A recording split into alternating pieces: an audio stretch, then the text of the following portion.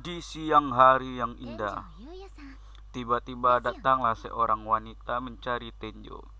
Tenjo pun terkejut saat melihat wanita tersebut. Wanita tersebut mencari Tenjo untuk mengucapkan terima kasih karena telah ditolong waktu mau dimantap-mantap.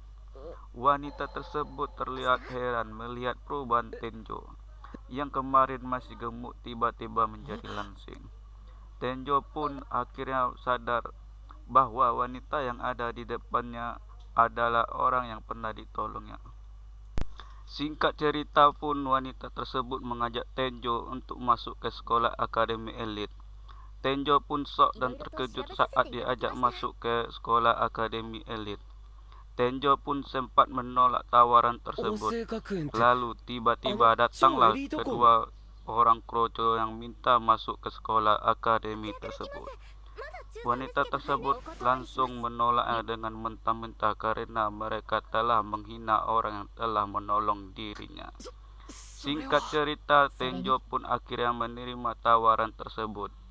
Tenjo pun bertemu dengan kepala sekolah tersebut.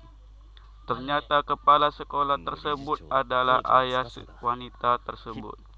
Kepala sekolah sangat berterima kasih sudah menolong anaknya yang hampir dimantap-mantap. Setelah lama berbincang-bincang, akhirnya Tenjo pun pergi ke kelas. Tenjo pun sempat ragu dan deg-deg saat pertama kali membuka pintu. Singkat cerita, Tenjo pun masuk dan memperkenalkan diri. Semua satu kelas pun terdiam dan Tenjo pun berpikir dia tak dianggap. Ternyata mereka terdiam karena melihat ketampanan MC kita ini. Setelah jam belajar, Tenjo pun dihampiri ciwi-ciwi karena ketampanannya. Datanglah seorang pemuda mengajak Tenjo untuk pergi bersamanya. Setibanya di kantin, mereka pun langsung akrab. Singkat cerita, Tenjo pun kembali dipanggil ke ruangan sekolah. Kepala sekolah pun bertanya bagaimana dengan sekolahnya. Singkat cerita, Tenjo pun bertemu dengan Kauri. Kauri pun mengajak Tenjo untuk pergi ke kencan. Tenjo pun menerima kencan tersebut. Sudah lama berjalan ke sana ke sini. Singkat cerita, mereka pun tersenyum bahagia.